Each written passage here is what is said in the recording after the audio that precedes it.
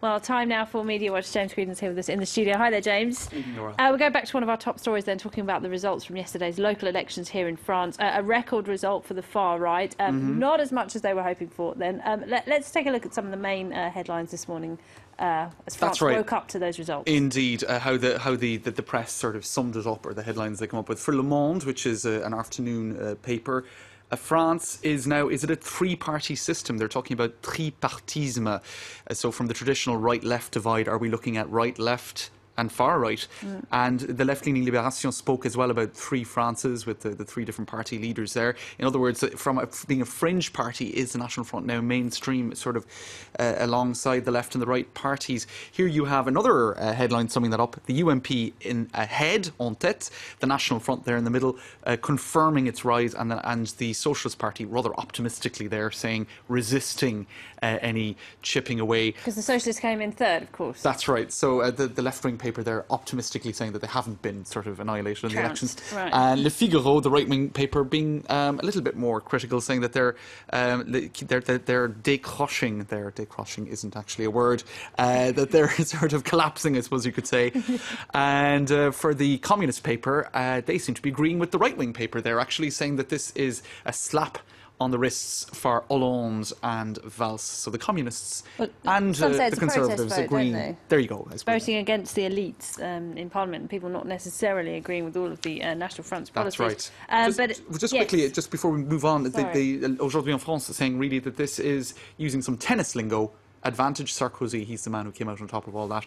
Essentially, Laura, because he's being the man feted for blocking the far right's well, right, progress. because, I mean, he's had nothing but bad press for it seems like forever now, doesn't it? I think this is the first time in a long while he's actually had some kind of positive media coverage. That's right. So maybe his strategy of, you see, it's this controversial strategy over the years of maybe targeting some far-right topics, he's made some pretty... but in a more reasonable way, maybe. That's the sort of strategy that often seems to be adopted, or that has been adopted by Nicolas Sarkozy in the past. He has made some pretty inflammatory statements in the past few weeks about serving pork in schools and about banning veils in universities, that kind of thing. So you can see the audience he's talking to. He's targeting, exactly. Manuel Valls, though, seemed more relieved than anything, even though his party did pretty badly in this election.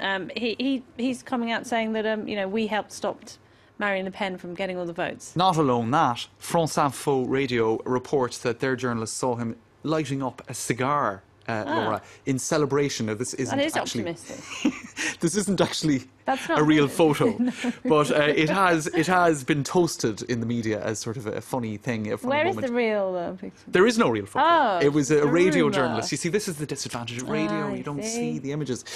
So anyway, people have been interpreting how that might have looked. Manuel Valls sparking up an old cigar, an old Cuban cigar, to celebrate the moment. Maybe he just fancied one. That's right. So even cartoonists have been saying here, from champagne socialist, which is in French caviar leftist, to cigar leftist. So there you go. All sorts of creativity there from now. A blast from the past of French politics. Bernadette Chirac, the wife of the former president Jacques Chirac, she's been out and about. She's quite political still, isn't she? She is. What was her role? All right. In this well, she was down election? in Corrèze, which is actually the same constituency as the French president François Hollande, formerly the constituency of Jacques Chirac as well. And this photo did the rounds when she was electioneering. A photo of her in a T-shirt featuring her husband back in his prime. So that photo got shared quite a lot. So I don't know who they are. They're actually, I think they're local guys down in Corrèze. Just a couple of lads pulled in for the photo. The point being, you've got the Prime Minister smoking a cigar, you've got a former First Lady wearing sort of trendy T-shirts, and apparently, allegedly, Nicolas Sarkozy, this has nothing to do with local elections, but we have to bring in a bit of Closer magazine sometimes. He's got a tattoo? Apparently, he has a tattoo. Now, this is all hearsay, but there's a famous French tattoo artist called Tintin, after the cartoon character, and he was interviewed on Europe 1 radio, and he said, "Look, I've tattooed Jean-Paul Gaultier amongst all sorts of other famous people, and I have also tattooed a former president." So it hasn't been confirmed. Could be Chirac. It might be Chirac. It could be. It could also be Giscard d'Estaing. Giscard d'Estaing, highly unlikely. Why? But Who he'd never do that. Sarkozy would. Well, maybe Sarkozy would. And there was also some rumour that during a last trip to the US, this is obviously satirical, that might have been done. So there you go. might Nicolas Sarkozy have gone and had a tattoo? Very quickly, James.